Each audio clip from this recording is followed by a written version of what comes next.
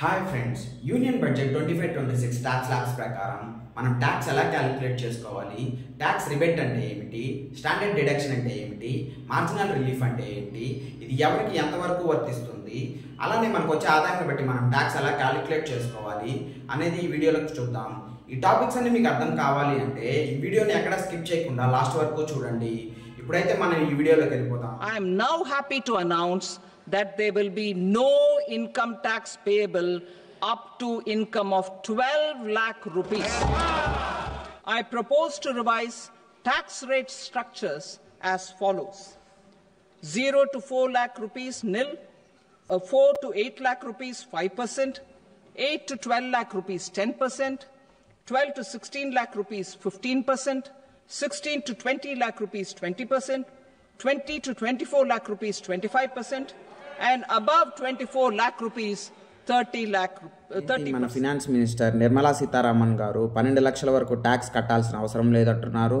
మరి 4 నుండి 8 లక్షల వరకు 5%, 8 నుండి 12 లక్షల వరకు 10% మళ్ళీ ట్యాక్స్ కట్టాలి అని అంటున్నారు అని కన్ఫ్యూజ్ అవుతున్నారా?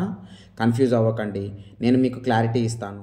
12 లక్షల వరకు నిజంగానే గవర్నమెంట్కి ట్యాక్స్ కట్టాల్సిన అవసరం లేదా అంటే ఎస్, నిజంగానే గవర్నమెంట్కి ట్యాక్స్ కట్టాల్సిన అవసరం లేదు.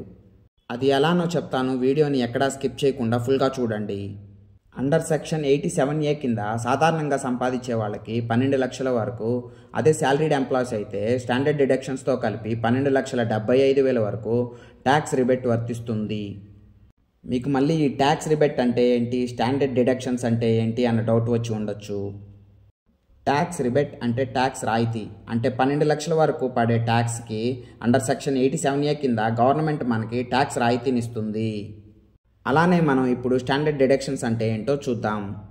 ఒక కంపెనీ లేదా ఒక ఆర్గనైజేషన్ ఒక ఎంప్లాయీకి ఇచ్చే అలవెన్సెస్ని 75,000 వరకు గవర్నమెంట్ స్టాండర్డ్ డిడక్షన్స్ కింద పరిగణిస్తుంది. Like medical allowances, travel allowances, ఇవన్నీ కలిపి స్టాండర్డ్ డిడక్షన్స్ కిందకి వస్తాయి. ఈ స్టాండర్డ్ డిడక్షన్స్ కింద గవర్నమెంట్కి ఒక శాలరీడ్ ఎంప్లాయీకి వచ్చే అలవెన్సెస్లో నుంచి 75,000 వరకు ట్యాక్సిబుల్ అమౌంట్గా క్యాలిక్యులేట్ చేయకుండా రాయితీనిస్తుంది.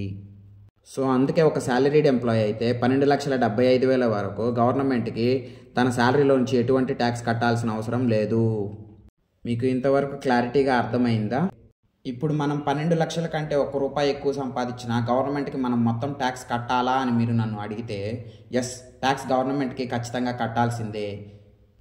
కానీ మనకి under section 115 BAC of the income tax act కింద 12 లక్షల వరకు రెసిడెంట్ ఇండివిజువల్స్కి మార్జినల్ రిలీఫ్ వర్తిస్తుంది. అంటే మీకు స్క్రీన్ మీద కనపడుతున్న విధంగా ఆదాయం మనకి 12,10,000 వస్తూ ఉంటే మనం గవర్నమెంట్కి కట్టాల్సిన ట్యాక్స్ 61,500 అయితే మార్జినల్ రిలీఫ్ కింద 10,000 ట్యాక్స్ కడితే సరిపోతుంది. అదే ఆదాయం మనకి 12,50,000 వస్తూ ఉంటే మనం గవర్నమెంట్కి కట్టాల్సిన ట్యాక్స్ 67,500 అయితే మార్జినల్ రిలీఫ్ కింద మనం 50,000 ట్యాక్స్ కడితే సరిపోతుంది. అదే ఆదాయం 12,70,000 వస్తూ ఉంటే మనం గవర్నమెంట్కి కట్టాల్సిన ట్యాక్స్ 70,500 అయితే మార్జినల్ రిలీఫ్ కింద 70,000 ట్యాక్స్ కడితే సరిపోతుంది. 12,75,000 పైన మనకి ఎంత ఆదాయం వస్తున్నా ట్యాక్స్ ల్యాబ్స్ ప్రకారం గవర్నమెంట్కి మనం ఖచ్చితంగా ట్యాక్స్ కట్టాల్సిందే. అసలు ట్యాక్స్ ఎలా క్యాలిక్యులేట్ చేయాలి, ఎన్ని లక్షలకి ఎంత ట్యాక్స్ కట్టాలి అనేది ఇప్పుడు చూద్దాం. ఫైనాన్షియల్ ఇయర్ 25-26 ట్యాక్స్ ల్యాబ్స్ ప్రకారం 0 to 4 lakhs వరకు ట్యాక్స్ అనేది నిల్. అంటే మొదటి 4 లక్షల వరకు గవర్నమెంట్కి ట్యాక్స్ ఏమీ కట్టాల్సిన అవసరం లేదు. 4 lakhs నుండి 8 lakhs వరకు ట్యాక్స్ అనేది 5%. అంటే 8 lakhsలోంచి 4 lakhs తీసేస్తే మిగిలిన 4 lakhs ఇంటూ 5% అంటే మనకి 20,000. మనకి 8 lakhs నుండి 12 lakhs వరకు ట్యాక్స్ అనేది 10%. అంటే 12 lakhs - 8 lakhs = 4 lakhs ఇంటూ 10% అంటే మనకి 40,000. అలానే మనకి 12 lakhs నుండి 16 lakhs వరకు ట్యాక్స్ అనేది 15%. అంటే మనకి 16 lakhs - 12 lakhs = 4 lakhs ఇంటూ 15% అంటే 60,000. అలానే మనకు 16 lakhs నుండి 20 lakhs వరకు ట్యాక్స్ అనేది 20%. అంటే మనకి 20 lakhs - 16 lakhs = 4 lakhs ఇంటూ 20% అంటే 80,000. అలానే మనకు 20 lakhs నుంచి 24 lakhs వరకు ట్యాక్స్ అనేది 25%. అంటే మనకి 24 lakhs - 20 lakhs = 4 lakhs ఇంటూ 25% అంటే 1 lakh. 24 lakhs పైన మనకి ఎంత ఆదాయం వచ్చినా ట్యాక్స్ అనేది 30% పడుతుంది. ఇప్పుడు మీకు ఎన్ని లక్షలకి ట్యాక్స్ ల్యాబ్స్ ప్రకారం ఎంత పర్సెంట్ ట్యాక్సిబుల్ అమౌంటో అర్థమైంది కదా. ఎవరైతే 12,75,000 కంటే ఎక్కువ సంపాదిస్తున్నారో వాళ్ళు ట్యాక్స్ ఎంత కట్టాలో చూద్దాం. ఫర్ ఎగ్జాంపుల్ నాకు 15 లక్షల శాలరీ వస్తుంది అనుకుంటే గవర్నమెంట్ ట్యాక్స్ ల్యాబ్స్ ప్రకారం ఆ 15 లక్షలు 12 నుండి 16 లక్షల మధ్యలో ఉంది కాబట్టి 15 లక్షలు ఇంటూ 15% అంటే 2,25,000 ట్యాక్స్ ఇలా క్యాలిక్యులేట్ చేసి కట్టకూడదు.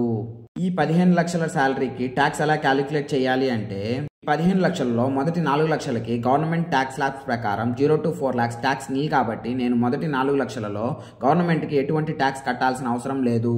అలానే 4 నుండి 8 లక్షలకి 5% కాబట్టి అంటే 20,000, అలానే 8 నుండి 12 లక్షలకి 10% అంటే 40,000, 12 నుండి 16 లక్షలకి 15% అంటే 60,000. కానీ నాకు 15 లక్షలే వస్తున్నాయి కాబట్టి 15 - 12 = 3 లక్షలు.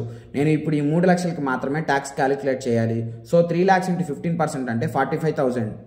నేను ఇప్పుడు 15 లక్షలకి కట్టాల్సిన ట్యాక్స్ మొత్తం ఎంత కట్టాలి అంటే 20,000 + 40,000 + 45,000 = 1,05,000 రూపాయలు ట్యాక్స్ నేను గవర్నమెంట్కి కట్టాలి. ఇదే విధంగా 12,75,000 పైన ఆదాయం వస్తున్న వారికి వారి ఆదాయాన్ని బట్టి ట్యాక్స్ క్యాలిక్యులేట్ చేసుకోవాలి. ఐ హోప్ ఈ వీడియో మీ అందరికి అర్థమైందని అనుకుంటున్నాను. అలానే ఈ వీడియోలో చెప్పిన టాపిక్స్లో మీకు ఏమైనా డౌట్స్ ఉంటే కమెంట్ సెక్షన్లో కమెంట్ చేయండి.